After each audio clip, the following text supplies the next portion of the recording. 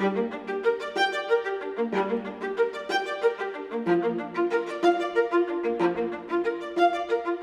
morning from the Swiss Alps. Super nice and peaceful here this morning. Always enjoy getting up early, heading out for a drive. Today I'm back with another brand new Porsche. This is the Panamera Turbo E-Hybrid that Porsche Switzerland have given to me for another long weekend. And I'm hoping I'm going to enjoy this a bit more than I did from last weekend's video with the brand new 992.2 Carrera. So far, I am impressed with the car. Does have some annoying electronics, which we will go into again, but I have to say it is an impressive car. Would I buy one? We'll get into that a bit later on. The last couple of days I've just been driving it around as a normal daily driver. Today is the first day I'm going to take it on a small twisty road. Not sure it's the ideal location to take such a car over 2.3 tons, 670 horsepower. It's a big and very fast car on what is a very tight and twisty road. Starting off with the looks, I personally do quite like the updated looks of the Panamera.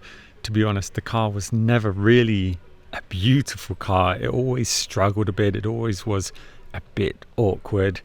It's definitely by no means beautiful, but I think some of the updates have been quite nice. I also really like this color, this gold metallic. So it's not a beautiful car, but then again, beauty is in the eye of the beholder.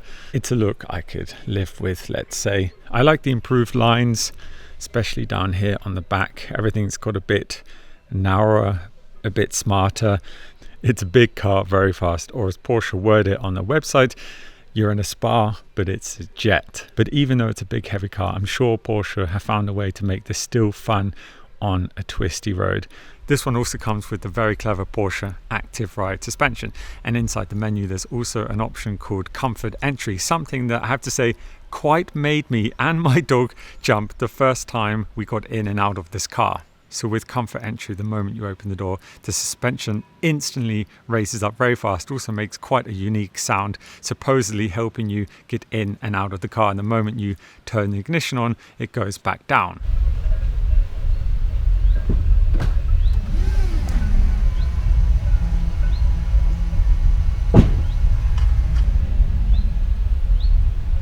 Time to head out for a drive. Just got my first negative notification. Chassis fault. This is actually not the first one I've had. So another brand new car, to be exact, 1,700 kilometers. Not the best start.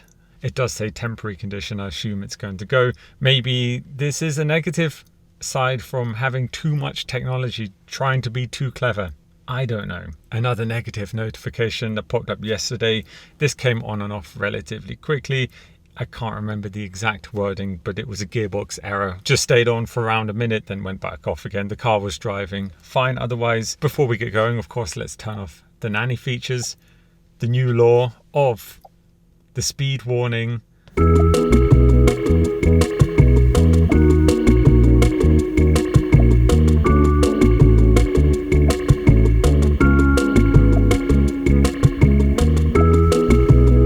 Only hope at the moment is because the speed warning is a new law, maybe they will find a way around it in the next years, or to ease off it, or to at least be able to adjust a threshold that you could put into 5 kilometers over the speed limit, not 1 kph going over. But let's start the car up, see what it sounds like.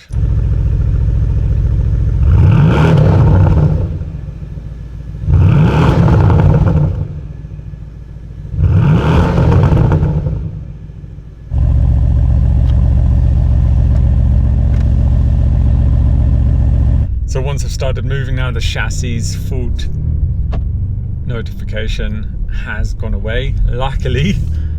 Right, let's try. Should just be, I'm in sport mode, flat on the brake. I'm not sure if that's working or not. Let's try. Oh! Holy moly. So it looks like I can't put it into fully manual. When I start using the paddles, both the drive and the manual stay lit up, and there is no function that I can put it into fully manual. So it's always going to stay slightly in automatic, where I guess if I don't use the paddles for a bit, it would then start changing gear itself. So I bet if I go up to the rev limiter, it's just going to change gear by itself. Let's try. Yep, it just changed gear by itself. And again, so it's taken me out of manual and put it back into drive. Acceleration wise, even sound, quite impressive. Does have a nice V8 sound to it. But yeah, that's what I wanted to find out. Sorry, got distracted. I want to know then, if I hit the rev limiter, will it change gear anyway by itself? Yes, it does. So basically, you're never in fully manual, and now it's taking me back to automatic. You can drive it in fully electric mode with a claimed range of 91 kilometers. So let's talk about then the Porsche active suspension, which is very impressive. The ride is sublime, to say the least. So on each wheel, it's constantly adjusting extremely quickly.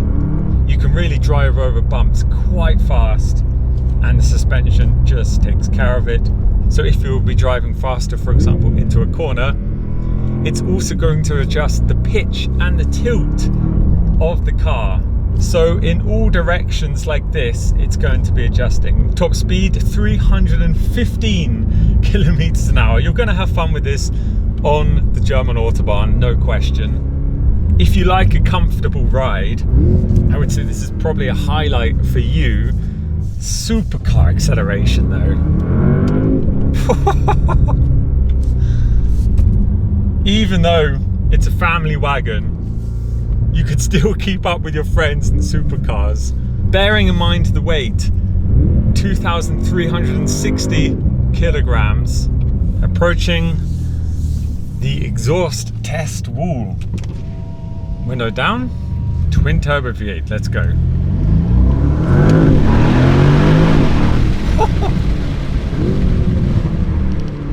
Quick.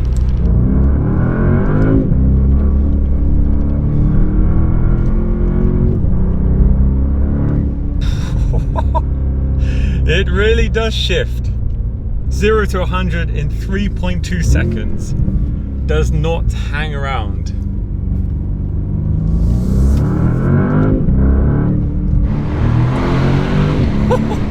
Holy moly.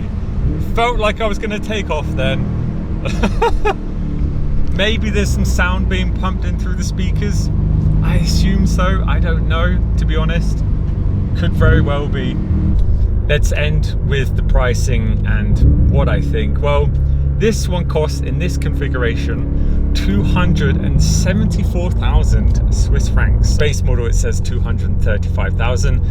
I've put the PDF up on the screen for you all. It's in German, so if you don't speak German, you'll figure it out if you want to find any details. We have enough technology now to do translation. But because I get a lot of questions about the configurations of the cars, I thought I would start showing the PDF that I get with each car. That is big money for a big car. I want to try this suspension quickly, and I don't have anywhere spectacular to try, but I know in this car park it is very bumpy. So let's actually not slow down, head in. Big pothole there, okay. That is impressive. This is a really rough area that I've never driven into that fast before. Big gravel parts here, holes. Okay, that's really doing its job. Let's put it into Sport Plus. Everything's stiffened up a bit, hard suspension, feels quite nice actually. I think even faster gear changes. If it would stop switching my manual gearbox to automatic, I would have a lot more fun, but still, it is fun. Is it 274,000 francs fun? That's a different question. Another launch control, flat down. Launch control activated. Oh my God. Okay, so I did not do launch control the first time. So I think launch control only works in Sport Plus then. Would I buy one? Not that I'm in the market for one, but I tell you what I would buy if I wanted a Panamera, and I still sometimes think about this car because honestly I would like to own one eventually, and that is a used Porsche Panamera Sports Turismo GTS. Now still today, that is, for me personally, my favorite Panamera. I filmed it on my channel, I don't know how many years ago, probably around 3-4 years ago. And I looked on the market yesterday and you can buy a used one for, I think, around 130,000 Swiss francs with it was around 12,000 kilometers on, fully spec'd. It was in Carmine red, the beautiful GTS Alcantara interior.